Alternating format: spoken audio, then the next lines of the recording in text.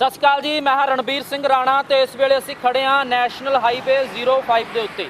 ਲੁਧਿਆਣਾ ਤੋਂ ਚੰਡੀਗੜ੍ਹ ਦਾ ਇਹ ਮਾਰਗ ਹੈ ਅਤੇ ਇਹ ਜਿਹੜਾ ਹਾਈਵੇ ਬਣ ਰਿਹਾ ਹੈ ਇਸ ਨੂੰ ਲੈ ਕੇ ਬਹੁਤ ਸਾਰੀ ਜ਼ਮੀਨ ਅਕਵਾਇਰ ਹੋਈ ਹੈ ਅਤੇ ਕੁਝ ਥਾਵਾਂ ਤੇ ਹਾਲੇ ਵੀ ਜ਼ਮੀਨ ਅਕਵਾਇਰ ਨਹੀਂ ਹੋ ਸਕੀ। ਅੰਡਰ ਕੰਸਟਰਕਸ਼ਨ ਹੈਗਾ ਇਹ ਹਾਈਵੇ ਅਤੇ ਗੱਲ ਪੰਜਾਬ ਹਰਿਆਣਾ ਹਾਈ ਕੋਰਟ ਤੱਕ ਪਹੁੰਚੀ ਕਿਉਂਕਿ ਕੰਪਨਸੇਸ਼ਨ ਨੂੰ ਲੈ ਕੇ ਥੋੜਾ ਰੌਲਾ ਸੀਗਾ ਕਿ ਜਿਹੜੇ ਮਾਲਕ ਸੀਗੇ ਜ਼ਮੀਨ ਦੇ ਜਾਂ ਜਿਨ੍ਹਾਂ ਦੇ ਘਰ ਆਉਂਦੇ ਸੀਗੇ ਉਹਨਾਂ ਨੂੰ ਸਹੀ ਮੁਆਵਜ਼ਾ ਨਹੀਂ ਸੀ ਮਿਲ ਰਿਹਾ। ਤੇ ਹੁਣ ਸਥਿਤੀ ਕਿੱਥੇ ਖੜੀ ਹੈ?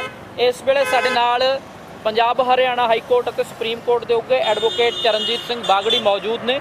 ਬਾਗੜੀ ਸਾਹਿਬ, ਸਵਾਗਤ ਹੈ ਤੁਹਾਡਾ ਪਹਿਲਾਂ ਤਾਂ ਜੀ। Thank you.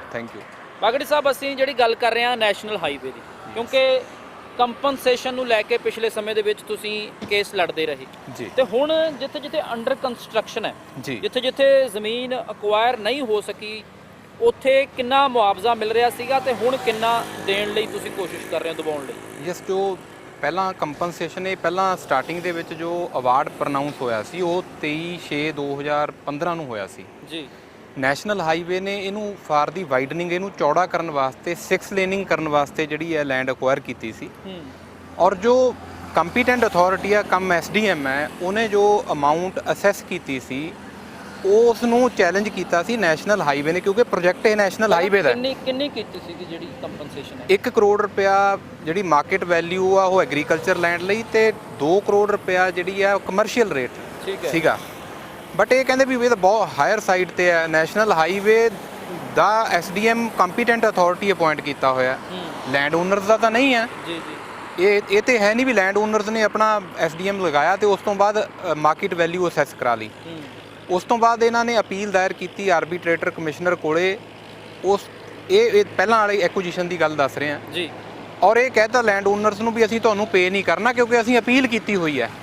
ਤੇ ਉਸ ਤੋਂ ਬਾਅਦ ਇਹਨਾਂ ਨੇ ਮੈਨੂੰ ਹਾਇਰ ਕੀਤਾ ਜਿਹੜੇ ਇਹ ਲੋਕ ਸੀਗੇ ਔਰ ਹਾਈ ਕੋਰਟ ਦੇ ਵਿੱਚ ਡਿਵੀਜ਼ਨ ਬੈਂਚ ਦੇ ਇਹ ਕੇਸ ਫਾਈਲ ਕੀਤਾ ਗਿਆ, ਜਿੱਥੇ ਪ੍ਰਾਇਮਰਲੀ ਨਵੇਂ ਐਕਟ ਦੇ accordingly right to fair compensation act 2013 ਦੀਆਂ ਪ੍ਰੋਵੀਜ਼ਨਸ ਦੇ ਅਕੋਰਡਿੰਗਲੀ, ਨੈਸ਼ਨਲ ਹਾਈਵੇਜ਼ ਐਕਟ ਦੇ ਪ੍ਰੋਵੀਜ਼ਨਸ ਦੇ ਅਕੋਰਡਿੰਗਲੀ ਇੱਕ ਜਿਹੜਾ manner of disbursement of the compensation ਹੈ ਉਹ ਰੂਲਸ ਹਾਈਲਾਈਟ ਕਰਕੇ ਕੋਰਟ ਦੇ ਵਿੱਚ ਇਹਨਾਂ ਦਾ ਪੱਖ ਬਖੂਬੀ ਦੱਸਿਆ ਗਿਆ। ਔਰ ਜੋ ਹੁਣ ਤੱਕ ਹਾਈ ਕੋਰਟ ਦਾ ਲਾਅ ਚੱਲਿਆ ਆਂਦਾ ਸੀ ਉਹ 31/5/2017 ਦੀ ਜਜਮੈਂਟ ਦੇ ਅਕੋਰਡਿੰਗਲੀ ਇੱਕ ਮਤਲਬ ਲੈਂਡ ਓਨਰਸ ਦੇ ਹੱਕ 'ਚ ਆਇਆ ਔਰ 1.75 ਕਰੋੜ ਰੁਪਇਆ ਮਤਲਬ ਪੌਣੇ 2 ਅਰਬ ਕਰੋੜ ਰੁਪਇਆ ਇਹ ਜਿਹੜੇ ਲੈਂਡ ਓਨਰਸ ਨੂੰ ਇਹਨੂੰ ਰਿਲੀਜ਼ ਕਰਵਾਤਾ ਸੀਗਾ। 175 ਕਰੋੜ ਰੁਪਏ 175 ਕਰੋੜ ਰੁਪਇਆ ਇਹ ਲੈਂਡ ਓਨਰਸ ਨੂੰ ਮਿਲ ਚੁੱਕਿਆ ਹੈ। ਇਹ ਮਿਲ ਚੁੱਕਿਆ। ਇਹਨਾਂ ਨੇ ਨੈਸ਼ਨਲ ਹਾਈਵੇ ਨੇ ਉਹਦੀ ਰਿਵਿਊ ਵੀ ਫਾਈਲ ਕੀਤਾ, ਸੁਪਰੀਮ ਕੋਰਟ ਤੱਕ ਗਏ, ਬਟ ਉਹ ਜਿਹੜੀ ਇਹਦੇ ਲਈ ਵੀ ਤੁਹਾਨੂੰ ਪੰਜਾਬ ਹਰਿਆਣਾ ਹਾਈ ਕੋਰਟ ਦਾ ਸਹਾਰਾ ਲੈਣਾ ਪਿਆ। ਹਾਈ ਕੋਰਟ ਦੇ ਡਿਵੀਜ਼ਨ ਬੈਂਚ ਤੋਂ ਹੀ ਕਰਾਇਆ। ਆਨਰੇਬਲ ਜਸਟਿਸ ਰਜੇਸ਼ ਬਿੰਦਲ ਜੀ ਦੀ ਡੀਵੀ ਦਾ ਫੈਸਲਾ 31/5/2017 ਦਾ, ਜਿਨ੍ਹਾਂ ਨੇ ਮਤਲਬ ਉਹ ਤੋਂ ਬਾਅਦ ਅਸੀਂ ਕੰਟੈਂਪਟ ਫਾਈਲ ਕੀਤੀ। ਮੇਰੇ ਵੱਲੋਂ ਕੰਟੈਂਪਟ ਫਾਈਲ ਕਰਨ ਤੋਂ ਜਦ ਹੀ ਇਹਨਾਂ ਨੇ ਅਮਾਊਂਟ ਰਿਲੀਜ਼ ਕੀਤੀ ਹੈ। ਹਾਲਾਂਕਿ ਜਿਹੜੀ ਆਰਬੀਟਰੇਟਰ ਕੋਲ ਅਪੀਲ ਹਲੇ ਪੈਂਡਿੰਗ ਪਈ ਹੋਈ ਹੈ। ਪਹਿਲਾਂ ਕਦੇ ਹੋਇਆ ਕਿ ਅਪੀਲ ਪੈਂਡਿੰਗ ਹੋਵੇ ਤੇ ਜਿਹੜੀ ਕੰਪਨਸੇਸ਼ਨ ਅਮਾਊਂਟ ਹੈ ਉਹ ਰਿਲੀਜ਼ ਹੋ ਜਾਵੇ? ਨੋ ਪਹਿਲਾਂ ਇਦਾਂ ਲਾਅ ਇਹ ਸੀਗਾ ਵੀ ਜੇ ਅਪੀਲ ਦਾਇਰ ਹੋ ਗਈ ਆਰਬੀਟਰੇਟਰ ਕੋਲ ਤਾਂ ਹਾਈ ਕੋਰਟ ਦੇ ਇਹ ਫੈਸਲੇ ਬੜੇ ਸੀ ਵੀ ਪਹਿਲਾਂ ਆਰਬੀਟਰੇਟਰ ਨੂੰ ਡਿਸਾਈਡ ਕਰਨ ਦਿਓ। ਬਟ ਇਹਦੇ ਵਿੱਚ ਆਪਾਂ ਨੇ ਪੂਰੇ ਜਿਹੜੇ ਉਹ ਰੂਲ ਸੀ ਸਾਰੀ ਸਰਚ ਆਊਟ ਕਰਨ ਤੋਂ ਡੀਟੇਲ ਦੇ ਵਿੱਚ ਹੋਰ ਜਿਹੜਾ ਡਿਸਕ੍ਰਿਮੀਨੇਸ਼ਨ ਦਾ ਮੈਂ ਪੁਆਇੰਟ ਲਿਆ ਸੀ ਔਰ ਜੋ ਨਵੇਂ ਐਕਟ ਦੀਆਂ ਪ੍ਰੋਵੀਜ਼ਨਸ ਸੈਕਸ਼ਨ 105 ਸਬ ਕਲੌਜ਼ 3 ਦੇ accordingly section 38 new act the and section 3H1 of the national highway act of 1956 I have highlighted and court ਨੇ ਉਹਨੂੰ ਪ੍ਰੇਜ਼ ਕੀਤਾ, ਐਪਰੀਸ਼ੀਏਟ ਕੀਤਾ ਔਰ ਜਜਮੈਂਟ ਕਰਕੇ ਇਹਨਾਂ ਨੂੰ ਕਿਹਾ ਤੁਸੀਂ ਪੇ ਕਰੋ, ਕਿਉਂਕਿ ਮੈਂ ਵੈਰੀ ਕਲੀਅਰ ਉੱਥੇ ਸਟੈਂਡ ਲਿਆ ਸੀ ਵੀ ਬਹੁਤ ਲੋਕਾਂ ਨੂੰ ਫਾਇਦਾ ਹੋਇਆ ਜਿਹੜੇ ਲੈਂਡ ਓਨਰ ਸੀਗੇ। ਸਰ 2 ਕਰੋੜ 35 ਲੱਖ ਬਣ ਗਿਆ, 1 ਕਰੋੜ ਮਾਰਕੀਟ ਵੈਲਿਊ ਹੋ ਗਈ, 100% ਸੋਲੇਸ਼ੀਅਮ ਹੈ, ਉਸ ਤੋਂ ਬਾਅਦ 12% ਇੰਟਰਸਟ ਹੈ, ਉਸ ਤੋਂ ਬਾਅਦ ਜਿਹੜੇ ਨੈਸੈਸਰੀ ਹੋਰ ਬੈਨੀਫਿਟਸ ਨੇ ਮੈਂਡੇਟਰੀ ਨੇ ਉਹ 2.25 ਕਰੋੜ ਐਗਰੀਕਲਚਰ ਦਾ ਔਰ ਡਬਲ 4 ਕਰੋੜ ਦੇ ਕਰੀਬ ਜਿਹੜੀ ਕਮਰਸ਼ੀਅਲ ਲੈਂਡ ਆ ਉਹਦਾ ਰਿਲੀਜ਼ ਹੋਇਆ। ਬੈਨੀਫਿਟ ਬਹੁਤ ਜ਼ਿਆਦਾ ਹੋਇਆ। ਹੁਣ ਜਿੱਥੇ ਹਾਲੇ ਵੀ ਰੁਕਿਆ ਹੋਇਆ ਕੰਮ, ਕਈ ਪਿੰਡ ਨੇ, ਖੰਟ ਹੈ, ਜਟਾਣਾ ਹੈ, ਸ਼ਾਇਦ ਰਾਣਵਾ ਵੀ ਹੈ, ਮੰਡੇਰਾ ਹੈ, 3-4 ਪਿੰਡ ਨੇ ਜਿਹੜੇ ਇਸ ਸਰਕਲ ਦੇ ਅਸੀਂ ਦੇਖਦੇ ਹਾਂ ਕਿ ਉੱਥੇ ਡਾਈਵਰਜਨ ਹੈ, ਰੁਕਿਆ ਹੋਇਆ ਕੰਮ। ਦੇਖੋ ਇਹ ਜਿਹੜਾ ਪ੍ਰਾਪਰਟੀ ਹੈ ਇਹ ਨੈਸ਼ਨਲ ਹਾਈਵੇ ਨੇ ਪਬਲਿਕ ਪਰਪਸ ਲਈ ਅਕਵਾਇਰ ਕੀਤੀ ਹੈ, ਨਾ ਤਾਂ ਲੈਂਡ ਓਨਰ ਇਹਨਾਂ ਨੂੰ ਰਿਕੁਐਸਟ ਕਰਨ ਲਈ ਗਿਆ ਵੀ ਸਾਡੀ ਪ੍ਰਾਪਰਟੀ ਤੁਸੀਂ ਅਕਵਾਇਰ ਕਰ ਲਓ ਬਿਨਾਂ ਮਰਜ਼ੀ ਤੋਂ, ਤਾਂ ਹੀ ਸਲੇਸ਼ੀਅਮ 100% ਜਿਹੜਾ ਇਹ ਨੈਸ਼ਨਲ ਹਾਈਵੇ ਨਹੀਂ, ਇਹ ਪਾਰਲੀਮੈਂਟ ਨੇ ਦਿੱਤਾ ਹੈ। ਇਹ ਸਾਡੀ ਜਿਹੜੀ ਲੈਜਿਸਲੇਟਿਵ ਅਸੈਂਬਲੀ ਹੈ, ਜਿੱਥੇ ਸਾਡੇ ਸਾਰੇ ਐਮਪੀ ਸਹਿਬਾਨ ਚੁਣ ਕੇ ਜਾਂਦੇ ਆ। 2013 ਚ ਜੇ right to fair compensation act ਬਣਿਆ, ਇਹ ਉਹਨਾਂ ਨੇ ਉਹਨਾਂ ਦੇ ਪੱਖ ਲਈ ਬਣਾਇਆ।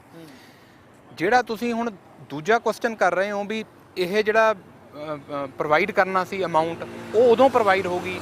ਖੰਡ ਤੇ ਹੋਰ ਜਿਹੜੇ ਮਡੇਰਾ ਪਿੰਡ ਨੇ ਰਣਵਾ, ਇਹਨਾਂ ਦੀ ਪ੍ਰਾਪਰਟੀ 2014 ਚ ਜਿਹੜਾ ਨੋਟੀਫਿਕੇਸ਼ਨ ਹੋਇਆ ਸੀ, ਜਿਹਦਾ ਅਵਾਰਡ 2015 ਚ ਹੋਇਆ ਸੀ, ਉਹਦੇ ਵਿੱਚੋਂ ਕੁਝ ਕੁ ਏਰੀਆ ਇਹ ਅਕਵਾਇਰ ਕਰਨ ਤੋਂ ਰਹਿ ਗਿਆ ਸੀ। ਹੁਣ ਜਿਵੇਂ ਖੰਡ ਪਿੰਡ ਦਾ ਤੁਸੀਂ ਦੱਸ ਰਹੇ ਹੋ, ਇੱਥੇ ਘਰ ਬਣੇ ਹੋਏ ਨੇ। ਜਿਹੜਾ ਐਕਟ ਹੈ, ਐਕਟ ਦਾ ਸੈਕੰਡ ਸ਼ਡਿਊਲ ਕਹਿੰਦਾ ਹੈ ਕਿ ਜਿਹੜੇ ਤੁਸੀਂ ਜੇ ਘਰ ਕਿਸੇ ਦਾ ਢਾਣਾ ਹੈ ਨਾ, ਉਹ 'ਚ ਕਦੇ ਕੰਪਨਸੇਸ਼ਨ ਨਾਲ ਨਹੀਂ ਚੱਲਣਾ ਕੰਮ। ਹੁਣ ਇਹਨਾਂ ਨੇ ਕੀ ਕੀਤਾ ਹੈ, ਜੇ ਘਰ ਦੇ ਵਾਸਤੇ ਇਹਨਾਂ ਨੂੰ ਮਤਲਬ 20 ਫੁੱਟ ਏਰੀਆ ਦੀ ਲੋੜ ਆ, 20 ਫੁੱਟ ਅਕਵਾਇਰ ਕਰ ਲਿਆ, ਬੰਦੇ ਦਾ ਘਰ ਬਣਿਆ 40 ਫੁੱਟ ਏਰੀਆ 'ਚ, 20 ਬਚ ਗਿਆ ਪਿੱਛੇ, ਉਹ 20 ਨੂੰ ਕੀ ਕਰੂਗਾ? 20 ਨੂੰ ਕੀ ਕਰੂਗਾ? ਲੈਂਟਲ ਇੱਕ ਹੈ। ਔਰ ਉਸ ਤੋਂ ਬਾਅਦ ਜਿਹੜਾ ਇਹਨਾਂ ਨੇ ਮਤਲਬ ਅਮੋਲੂਮੈਂਟ ਸੈਕਸ਼ਨ ਸੈਕੰਡ ਸ਼ਡਿਊਲ ਦੇ ਅਕੋਰਡਿੰਗਲੀ ਹੈ 5 ਲੱਖ ਰੁਪਇਆ ਜਿਹੜਾ ਕੰਪਲਸਰੀ ਜਿਹੜੀ ਤੁਸੀਂ ਉਹਨੂੰ ਮੈਂ ਰੋਕ ਰਿਹਾ, ਜਿਹੜਾ ਇਹ ਹੁਣ ਰਹਿ ਗਿਆ ਅਕਵਾਇਰ ਕਰਨਾ, ਯੈਸ, ਇਹਦੇ ਲਈ ਕਿੰਨਾ ਕੰਪਨਸੇਸ਼ਨ ਦੇ ਰਹੀ ਸੀਗੀ ਐਨਐਚਏ? ਦੇਖੋ ਇਹਨਾਂ ਨੇ ਅਕਵਾਇਰ ਕਰ ਲਿਆ ਸਰ। ਓਨਰਸ਼ਿਪ ਨੈਸ਼ਨਲ ਹਾਈਵੇ ਦੀ ਹੋ ਚੁੱਕੀ ਹੈ, ਕਿਉਂਕਿ ਸੈਕਸ਼ਨ 3D ਤੋਂ ਬਾਅਦ ਓਨਰ ਬਣ ਜਾਂਦਾ ਨੈਸ਼ਨਲ ਹਾਈਵੇ। ਠੀਕ ਹੈ, ਇਹ 'ਚ ਮਾਲਕਾਂ ਦੀ ਓਨਰਸ਼ਿਪ ਖਤਮ ਹੋ ਚੁੱਕੀ ਹੈ। ਕੰਪਨਸੇਸ਼ਨ ਜਿਹੜੀ ਹੈ ਪ੍ਰੋਵਾਈਡ ਕੀਤੀ ਹੈ ਕੰਪੀਟੈਂਟ ਅਥਾਰਟੀ ਨੇ, ਉਹੀ ਜਿਹੜੀ 2015 ਚ ਕੀਤੀ ਹੈ, ਸੇਮ ਰੇਟ ਤੇ ਕਰਤੀ ਹੈਗੀ ਆ। ਇਹਨਾਂ ਨੇ ਚੁੱਕਿਆ ਜਾ ਕੇ ਅਪੀਲ ਕੀਤੀ, ਅਪੀਲ ਕਰਕੇ ਕਲੈਕਟਰ ਰੇਟ ਦੀ ਗੱਲ ਸੀ ਨਾ ਇੱਕ, ਮੈਂ I am coming to that. Appeal ਕੀਤੀ ਆਰਬੀਟ੍ਰੇਟਰ ਕੋਲੇ। ਹੁਣ ਮੇਰੀ ਜੱਜਮੈਂਟ 17 ਚ ਇਹ ਬਣਾਤੀ ਸੀ ਕਿ ਅਮਾਉਂਟ ਪੇ ਕਰੋ ਤੁਸੀਂ। ਉਹਦੇ ਵਿੱਚ ਆਰਬੀਟ੍ਰੇਟਰ ਦਾ ਕੋਈ ਅੰਤਰਿਮ ਫੈਸਲਾ ਨਹੀਂ ਸੀ। ਹੁਣ ਆਰਬੀਟ੍ਰੇਟਰ ਵੀ ਇਹਨਾਂ ਦਾ ਅਪਾਇੰਟ ਕੀਤਾ ਹੋਇਆ। ਆਰਬੀਟ੍ਰੇਟਰ ਦਾ ਫੈਸਲਾ ਆਂਦਾ ਕਿ ਵੀ ਤੁਸੀਂ ਕਲੈਕਟਰ ਰੇਟ ਤੇ ਦੇ ਦਿਓ। ਅੱਛਾ, ਕਲੈਕਟਰ ਰੇਟ ਹੈਗਾ ਮੰਨ ਲਓ ਵੱਧ ਤੋਂ ਵੱਧ 35 ਲੱਖ ਤੋਂ 40 ਲੱਖ ਰੁਪਇਆ ਅਮਾਉਂਟ। ਕਲੈਕਟਰ ਰੇਟ ਤੋਂ ਬਾਅਦ ਜਿਹੜਾ ਪਾਰਲੀਮੈਂਟ ਨੇ ਪ੍ਰੋਵਾਈਡ ਕੀਤਾ 100% ਸਲੇਸ਼ੀਅਮ ਅਦਰ ਅਮਾਉਂਟ, ਤੁਸੀਂ ਤਾਂ ਡਿਸਕ੍ਰਿਮੀਨੇਟ ਕਰ ਰਹੇ ਹੋ। ਉਹ 'ਚ ਲਿਖਤਾ ਵੀ ਕਲੈਕਟਰ ਰੇਟ ਤੇ ਪੇਮੈਂਟ ਦੇ ਕੇ ਤੁਸੀਂ ਕਬਜ਼ਾ ਲੈ ਲਓ। ਹੁਣ ਇੱਕ ਪਿੰਡ ਖੰਡ ਦਾ ਪਿੰਡ ਸੀ, ਉੱਥੇ ਪਹਿਲਾਂ ਆਰਡਰ ਪਾਸ ਕੀਤਾ ਵੀ ਤੁਸੀਂ 80% ਅਮਾਉਂਟ ਦੇ ਦਿਓ। ਉਸ ਤੋਂ ਬਾਅਦ ਇੱਕ ਐਪਲੀਕੇਸ਼ਨ ਦਾਇਰ ਹੁੰਦੀ ਹੈ ਲੋਕਡਾਊਨ ਦੇ ਦੌਰਾਨ ਨੈਸ਼ਨਲ ਹਾਈਵੇ ਵੱਲੋਂ ਵੀ ਉਹਨੂੰ ਹੋਰ ਮੋਡੀਫਾਈ ਕਰੋ। ਪਹਿਲਾਂ 80% ਕਿਹਾ ਸੀ, ਫਿਰ ਮੋਡੀਫਾਈ ਬਿਨਾਂ ਲੈਂਡ ਓਨਰਸ ਨੂੰ ਸੁਣੇ ਤੋਂ ਲੋਕਡਾਊਨ ਦੇ ਦੌਰਾਨ ਜਦੋਂ ਬਾਕੀ ਸਾਰਾ ਕੰਮ ਬੰਦ ਹੈ, ਆਰਬੀਟ੍ਰੇਟਰ ਦੀ ਕੋਰਟ ਨੇ ਆਰਡਰ ਪਾਸ ਕਰਤਾ ਕਿ ਉਹਨਾਂ ਨੂੰ ਵੀ ਕਲੈਕਟਰ ਰੇਟ ਤੇ ਦੇ ਕੇ 70 ਲੱਖ ਤੇ ਦੇ ਕੇ ਕਬਜ਼ਾ ਲੈ ਲਓ ਤੁਸੀਂ ਘਰਾਂ ਦਾ। ਮਤਲਬ ਜਿਹੜਾ ਕਲੈਕਟਰ ਰੇਟ ਹੈ ਉਹ ਤਾਂ ਬਹੁਤ ਘੱਟ ਹੈ। ਜਿਹੜਾ ਪਹਿਲਾ ਕੰਪਨਸੇਸ਼ਨ ਦਵਾਇਆ ਸੀਗਾ ਉਹ 2 ਕਰੋੜ 35 ਲੱਖ ਸੀਗਾ। ਜੀ ਆਈ ਐਮ ਟੈਲਿੰਗ ਯੂ। ਤੇ ਹੁਣ ਜਿਹੜਾ ਇਹ 70 ਲੱਖ ਦੀ ਗੱਲ ਹੈ, ਫਰਕ ਬਹੁਤ ਹੈ। ਯੈਸ ਯੈਸ, ਸੈਕਸ਼ਨ 26 ਹੈ ਜਿਹੜਾ of the right to fair compensation act, ਜਿਹੜੀ ਨੈਸ਼ਨਲ ਹਾਈਵੇ ਦੇ ਅੰਡਰ ਨੈਸ਼ਨਲ ਹਾਈਵੇ ਐਕਟ ਇੱਕ ਆਪਣੇ ਆਪ 'ਚ ਵੱਡਾ ਐਕਟ ਹੈ। ਐਕੁਜੀਸ਼ਨ ਉਹ 'ਚ ਹੁੰਦੀ ਹੈ, ਬਟ ਜਿਹੜੀ ਕੰਪਨਸੇਸ਼ਨ ਡਿਟਰਮਿਨ ਹੁੰਦੀ ਹੈ, it is to be determined under section 26, 28 ਤੇ solatium under section 30 of the new act of 2013। ਜਿਹੜਾ ਸੈਕਸ਼ਨ 26 ਹੈ ਉਹ ਕਲੈਕਟਰ ਰੇਟ ਦੀ ਗੱਲ ਨਹੀਂ ਕਰਦਾ, ਉਹ ਕਹਿੰਦਾ ਮਾਰਕੀਟ ਪ੍ਰਵੇਲਿੰਗ ਰੇਟ। ਕਲੈਕਟਰ ਰੇਟ ਤਾਂ ਇੱਕ ਥੱਲੇ ਵਾਲਾ ਰੇਟ ਹੁੰਦਾ, ਮਾਰਕੀਟ ਰੇਟ ਤਾਂ ਹਮੇਸ਼ਾ ਕਲੈਕਟਰ ਰੇਟ ਤੋਂ ਜ਼ਿਆਦਾ ਹੁੰਦਾ। ਠੀਕ ਹੈ, ਮਾਰਕੀਟ ਰੇਟ ਪ੍ਰਵੇਲਿੰਗ ਰੇਟ ਕਿੰਨਾ ਚੱਲਦਾ ਹੈ। ਕਲੈਕਟਰ ਰੇਟ ਹੋ ਸਕਦਾ ਜਿੱਥੇ ਆਪਾਂ ਖੜੇ ਆ ਕਲੈਕਟਰ ਰੇਟ ਇੱਥੋਂ ਦਾ 30 ਲੱਖ ਹੈ ਜਾਂ 15 ਲੱਖ ਹੈ ਜਾਂ 20 ਲੱਖ ਹੈ। ਮਾਰਕੀਟ ਵੈਲਿਊ ਕਿਉਂਕਿ ਇੱਥੇ ਏਰੀਆ ਡਿਵੈਲਪ ਹੋ ਗਿਆ, ਮਾਰਕੀਟ ਵੈਲਿਊ ਹੋ ਸਕਦਾ ਇੱਥੇ ਤੁਹਾਨੂੰ 1 ਏਕੜ 2 ਕਰੋੜ ਦਾ ਵੀ ਨਾ ਮਿਲੇ, ਕਿਉਂਕਿ ਰੋਡ। ਹਾਂ, ਇੱਕ ਹੋਰ ਨੈਸ਼ਨਲ ਹਾਈਵੇ ਦੇ ਉੱਤੇ ਇਹ ਮੇਰੀ ਕੰਟੈਂਸ਼ਨਸ ਵੀ ਹੈਗੀਆਂ ਨੇ। ਨੈਸ਼ਨਲ ਹਾਈਵੇ ਤੇ ਸੁਪਰੀਮ ਕੋਰਟ ਦਾ, ਮਾਨਯੋਗ ਸੁਪਰੀਮ ਕੋਰਟ ਦਾ ਇੱਕ ਆਰਡਰ ਹੈ ਵੀ ਜੇ ਤੁਸੀਂ ਨੈਸ਼ਨਲ ਹਾਈਵੇ ਦੇ 200 ਜਾਂ 400 ਫੁੱਟ ਡਿਫਰੈਂਟ ਜਜਮੈਂਟਸ ਨੇ ਤਾਂ ਉਹਨੂੰ ਕਮਰਸ਼ੀਅਲ ਮੰਨਿਆ ਜਾਊਗਾ।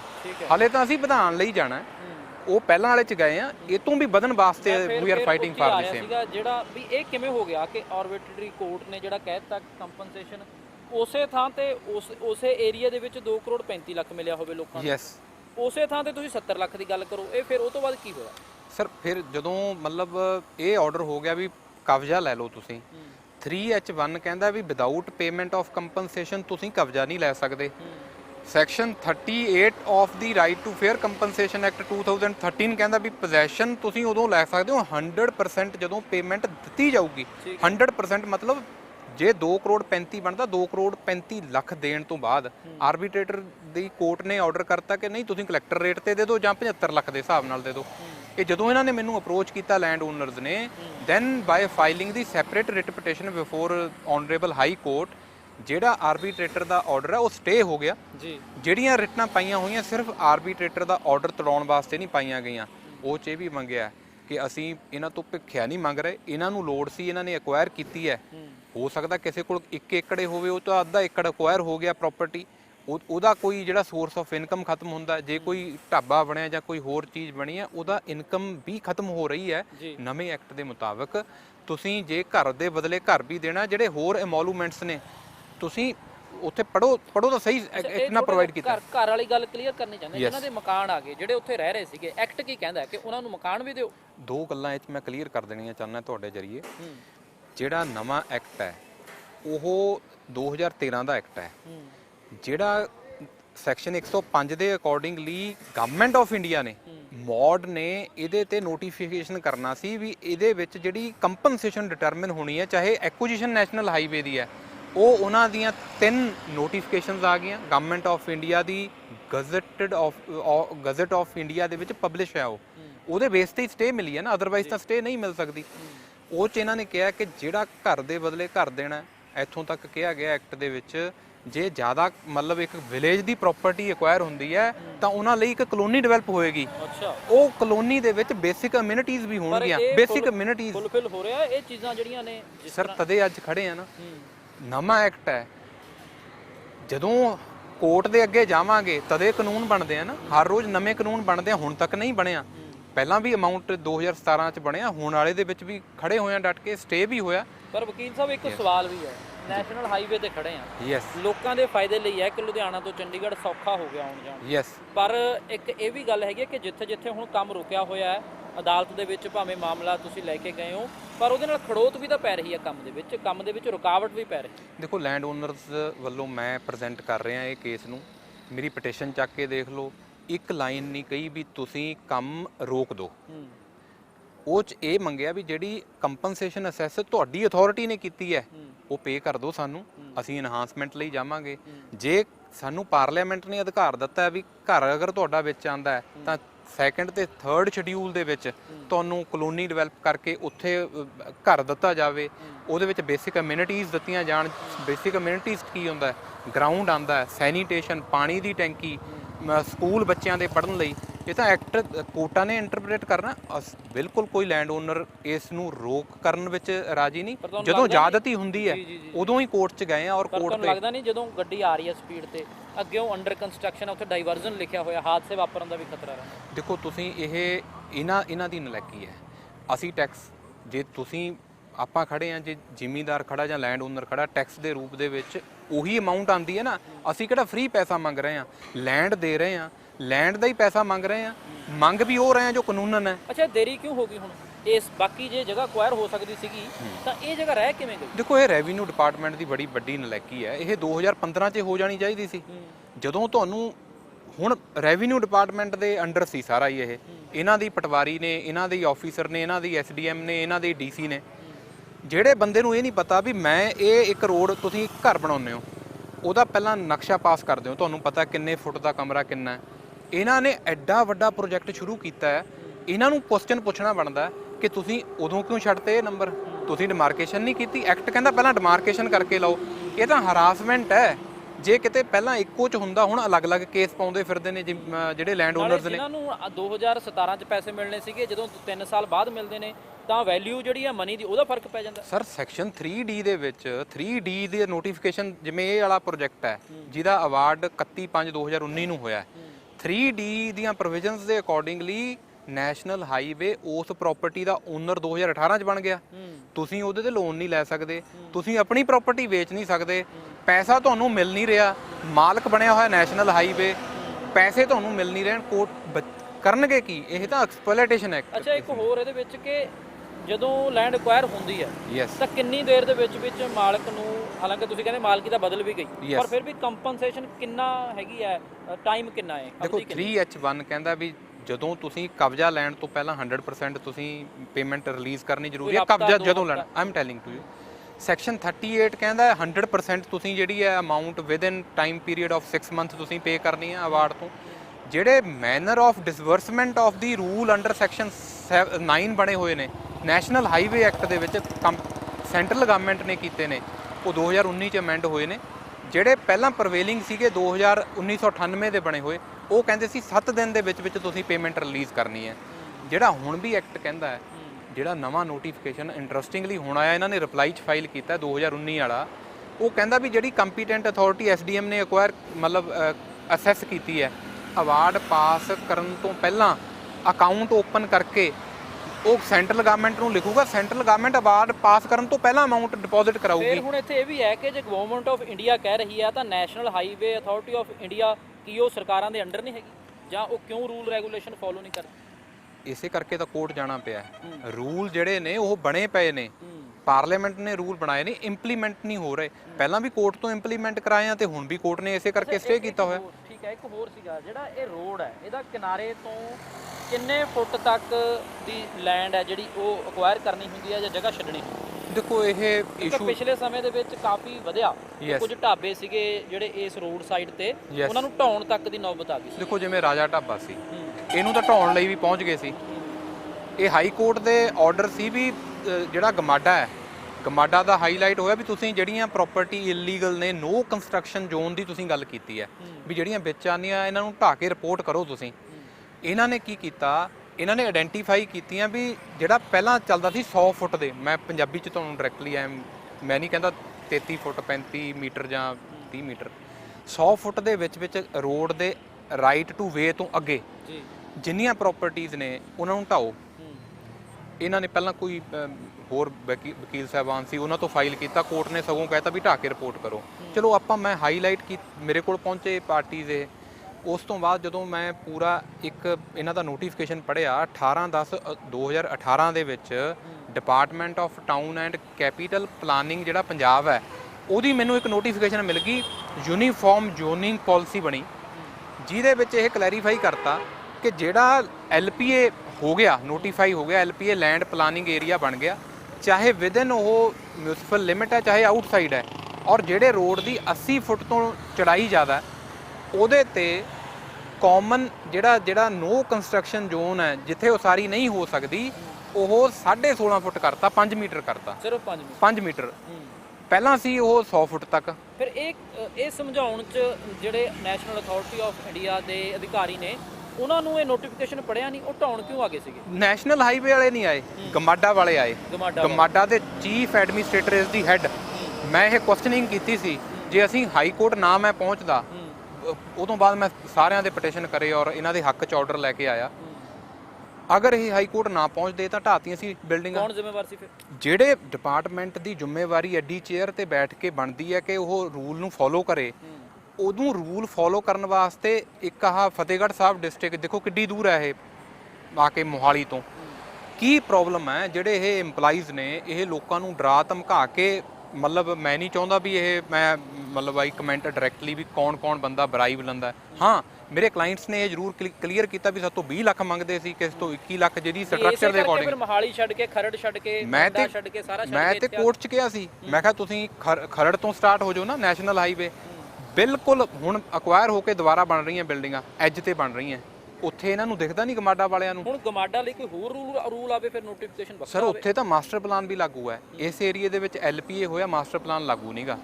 ਕੋਰਟ ਨੇ ਇਹਨਾਂ ਕੰਟੈਂਸ਼ਨਸ ਨੂੰ ਐਪਰੀਸ਼ੀਏਟ ਕਰਕੇ ਇਹਨਾਂ ਦੇ ਕੀਤੇ ਹੋਏ ਆਰਡਰ, ਜਿੱਥੇ ਆਰਡਰ ਇਹ ਕਰਤਾ ਸੀ ਵੀ ਇਹਨਾਂ ਨੂੰ ਢਾਣਾ ਹੈ, ਸਰ ਇਹ ਆਰਡਰ ਗਮਾਡਾ ਦੇ ਚੀਫ ਐਡਮਿਨਿਸਟ੍ਰੇਟਰ ਦੇ ਪਾਸ ਕੀਤੇ ਹੋਏ ਆਰਡਰ ਤੜਵਾਏ ਨੇ। ਇਹ ਵੀ ਦੋਹਰੇ ਬੈਂਚ ਦਾ, ਇੱਕ ਨਹੀਂ ਮਤਲਬ ਕੈਪਟਨ ਢਾਬਾ, ਜ਼ਿਮੀਂਦਾਰਾ ਢਾਬਾ, ਜਿੰਨੇ ਵੀ ਇਹ ਸਟਰੈਚ ਦੇ ਉੱਤੇ, ਕਿਉਂਕਿ ਹਰ ਇੱਕ ਨੇ ਪੁਰਾਣੇ ਵੀ ਬਣੇ ਹੋਏ ਸੀ, ਕਈ ਤਾਂ ਪੁੱਡਾ ਐਕਟ ਨੂੰ ਹੋਂਦ 'ਚ ਆਉਣ ਤੋਂ ਪਹਿਲਾਂ ਦੇ ਬਣੇ ਹੋਏ ਨੇ। ਅਗਲੀ ਹੀਅਰਿੰਗ ਜਿਹੜੇ ਦੂਜੇ ਕੇਸ ਦੀ ਕੰਪਨਸੇਸ਼ਨ ਦੀ ਕਦੋਂ ਹੈ ਤੇ ਕਦੋਂ ਤੱਕ ਹੋ ਸਕਦਾ ਕਿ ਫੈਸਲਾ ਆ ਜਾਵੇ ਅਗਲਾ? ਦੇਖੋ ਫੈਸਲਾ ਤਾਂ ਵੈਰੀ ਕਲੀਅਰ ਹੈ ਵੀ ਮੈਂ ਉਹ 'ਚ ਕਵਰ ਕਰ ਰਿਹਾ ਇਹਨੂੰ। ਅਮਾਊਂਟ ਕੰਪਨਸੇਸ਼ਨ ਲੈਣ ਦੀ ਹੈ, ਕਿੰਨਾ ਫੰਡ ਹੈ, ਕਿੰਨੀ ਅਮਾਊਂਟ ਇਹਨਾਂ ਕੋਲ ਹੈ। ਟੋਲ ਪਲਾਜ਼ੇ ਹਲੇ ਕੰਪਲੀਟ ਰੋਡ ਨਹੀਂ ਹੋਇਆ, ਵਾਇਲੇਸ਼ਨ ਕਰਕੇ ਉਹ ਲੱਗੇ ਹੋਏ ਨੇ। ਤੁਸੀਂ ਇਹ ਵੀ ਮੁੱਦਾ ਚੁੱਕਿਆ ਅਦਾਲਤ ਦੇ ਵਿੱਚ ਸਰ? ਇਹ ਹਾਲੇ ਅੰਡਰ ਕੰਸਟਰਕਸ਼ਨ ਹੈ ਤੇ ਟੋਲ ਲੱਗ ਗਿਆ। ਨਹੀਂ, ਮੈਂ ਇਹ ਮੁੱਦਾ ਨਹੀਂ ਚੁੱਕਿਆ ਹਲੇ, ਕਿਉਂਕਿ ਪਹਿਲਾਂ ਤਾਂ ਇਹੀ ਚੱਲ ਰਿਹਾ, ਹਲੇ ਹੋਰ ਵਰਕ ਹੈ। ਬਟ ਮੈਂ ਤੁਹਾਨੂੰ ਦੱਸਦਾ, ਤੁਸੀਂ ਗੱਲ ਕੀਤੀ ਸੀ ਵੀ ਤੁਸੀਂ ਵਿਘਨ ਪਾ ਰਹੇ ਹੋ, ਅਸੀਂ ਕਹਿ ਰਹੇ ਹਾਂ ਅਸੀਂ ਵਿਘਨ ਨਹੀਂ ਪਾ ਰਹੇ। ਤੁਸੀਂ ਗਵਰਨਮੈਂਟ ਆਪਣੀ ਜਿਹੜੀ ਡਿਊਟੀ ਹੈ ਉਹਨੂੰ ਡਿਸਚਾਰਜ ਨਹੀਂ ਕਰ ਰਹੀ। ਡਿਸਚਾਰਜ ਕਿੱਦਾਂ ਕਰਨਾ, ਜਿਵੇਂ ਐਕਟ ਕਹਿੰਦਾ ਹੈ। ਹਲੇ ਤਾਂ ਐਕਟ ਤੋਂ ਬਾਹਰ ਅਸੀਂ ਗਏ ਨਹੀਂ, ਹਲੇ ਵਧਾਉਣ ਲਈ ਅਸੀਂ ਜਾਣਾ। ਜੇ ਤਾਂ ਅਸੀਂ ਵਧਾਉਣ ਲਈ ਪਹਿਲਾਂ ਰੋਕ ਲਾਤੀਏ ਫਿਰ ਤਾਂ ਗੱਲ ਵੱਖਰੀ ਹੈ। ਅਸੀਂ ਤਾਂ ਹਲੇ ਬੇਸਿਕ ਰਾਈਟ ਮੰਗ ਰਹੇ ਹਾਂ। ਔਰ next date of hearing is the 11th of September, ਜਿਹਦੇ ਵਿੱਚ ਇਹਨਾਂ ਨੇ ਪੂਰੀ ਟੀਮ ਹਾਇਰ ਕੀਤੀ ਹੈ। ਇੱਕ ਸੀਨੀਅਰ ਐਡਵੋਕੇਟ ਵੀ ਹਾਇਰ ਕੀਤੇ ਨੇ, 3 ਐਡਵੋਕੇਟ ਪਹਿਲਾਂ ਹੀ ਪ੍ਰੈਜ਼ੈਂਟ ਹੋ ਰਹੇ ਨੇ।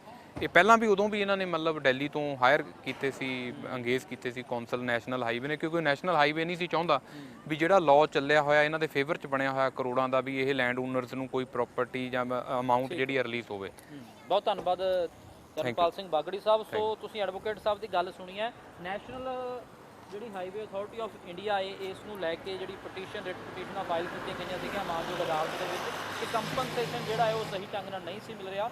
ਕਈ ਊਣਤਾਈਆਂ ਇਹਦੇ ਵਿੱਚ ਨਜ਼ਰ ਆਈਆਂ ਨੇ। ਭਵਿੱਖ ਦੇ ਵਿੱਚ ਦੇਖਣਾ ਹੋਏਗਾ ਕਿ ਕੀ ਕਾਰਵਾਈ ਹੁੰਦੀ ਹੈ, ਪਰ ਇੰਨਾ ਜ਼ਰੂਰ ਹੈ ਕਿ ਜਿਨ੍ਹਾਂ ਦੀ ਜ਼ਮੀਨ ਦੇ ਵਿੱਚੋਂ ਹਾਈਵੇ ਲੰਘਦੇ ਨੇ ਉਹਨਾਂ ਨੂੰ ਪਤਾ ਹੈ ਕਿ ਕੀ ਬੀਤਦੀ ਹੈ, ਜਿਨ੍ਹਾਂ ਦੇ ਘਰ ਟਹਿੰਦੇ ਨੇ ਉਹਨਾਂ ਨੂੰ ਪਤਾ ਹੈ ਕਿ ਕੀ ਬੀਤਦੀ ਹੈ। ਜਿਹੜੇ ਨੋਟੀਫਿਕੇਸ਼ਨ ਹੋਏ ਨੇ ਉਹ ਇੰਪਲੀਮੈਂਟ ਕਿਉਂ ਨਹੀਂ ਹੁੰਦੇ, ਸਵਾਲ ਇਹੀ ਹੈ। ਫਿਲਹਾਲ ਕੈਮਰਾਮੈਨ ਦਰਸ਼ਨ ਦਰਸ਼ੀ ਦੇ ਨਾਲ ਰਣਵੀਰ ਸਿੰਘ ਰਾਣਾ।